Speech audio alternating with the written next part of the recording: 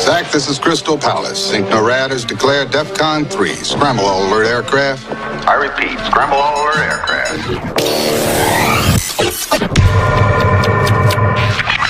George Soros was dealt a massive defeat with the landslide populist uprising election of Donald J. Trump 1 week ago. Soros has openly bragged on CNN's Fareed Zakaria's program that he helped finance and run the overthrow of the democratically elected government in Ukraine 2.5 years ago. You, during the revolutions of 1989, funded a lot of dissident activities, civil society groups in Eastern Europe, in Poland, the Czech Republic. Are you doing similar things in Ukraine? Well, I set up a foundation in Ukraine before Ukraine became independent of Russia. And the foundation has been functioning ever since. And it played an important part in events now. And Soros has now met, according to Politico, this weekend in D.C. with dozens and dozens of top billionaires and other financiers to organize a new revolution in America, a black/rainbow color revolution, basically based on gang mentality and racism, and pushing the lies that Donald Trump's a homophobe and hates black people. You are a racist? That's sad. That's real sad. He's against you. Why will you support a racist? He's going to send you back to Africa. That's what he said. He said send Mexicans back to Mexico. You are a disgrace to America for being a young black man supporting a racist. Thank you. When all he's done is pledge to cut taxes on poor people across the board to zero and have incentives to build factories and other job-bearing programs and industries in the black community, and has been an advocate for gay rights for 30 years. But that doesn't matter. George Soros, the bizarre Nazi collaborator that's still walking around, has pledged to start war with Russia, has pledged to turn the Middle East over to radical jihadist groups working with Saudi Arabia. He's overthrown more than 15 countries and destroyed their currencies. He is a true James Bond villain, and he is hopping mad that the defense condition had been brought all the way to 3, which is the nuclear bombers ready, the missiles ready, from 5, and has now gone back to 5 because Russia and the United States are now entering a level of detente. And just yesterday, Vladimir Putin called Trump, and Trump said, we're going to have a new relationship with Russia.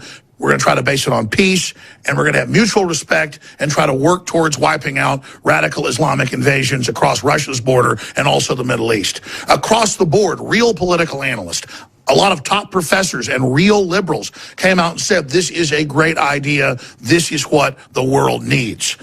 The Democrats and Soros are in an open war against free speech. That's what political correctness is all about. They have CEOs calling for the death of Trump, the actual assassination, saying they're going to kill him themselves. They need to be arrested. We have directors saying it's time for violence. Katy Perry. This is the whole corporate Hollywood mouthpiece of the big multinational corporations that have hijacked this nation. And we've got the New York Times thinking you're so stupid.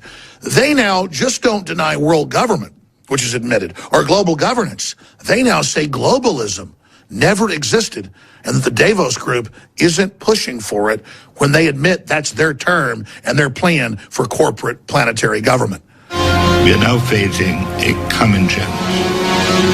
And the challenge is how to build a world order for the first time in history on a global basis.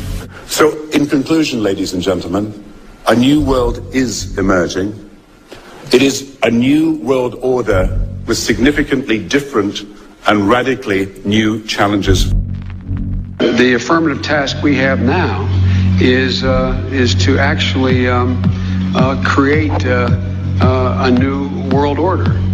Good evening, everybody. President Obama and British Prime Minister Gordon today calling for a new world order to tackle our global economic crisis. And the president outlined his vision of a new world order in which the U.S. would participate fully. We've got to give them a stake in creating the kind of world order that I think all of us would like to see. So I see a world order in the future with a multipolar world order.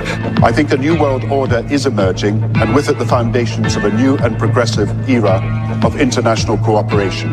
But in a globalized economy, we are going to have to take global responsibilities, and there is going to have to be some semblance of global governance.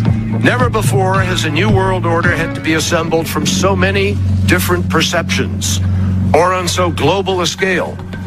Nor has any previous order had to combine the attributes of the historic balance of power system with global democratic opinion and the exploding technology of the contemporary period. And I strongly believe India will be a central actor in the new world order.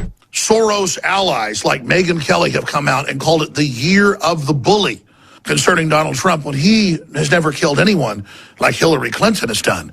Hillary Clinton and her actions killed over 500,000 Iraqi children with their sanctions that were worse than Bush Senior's.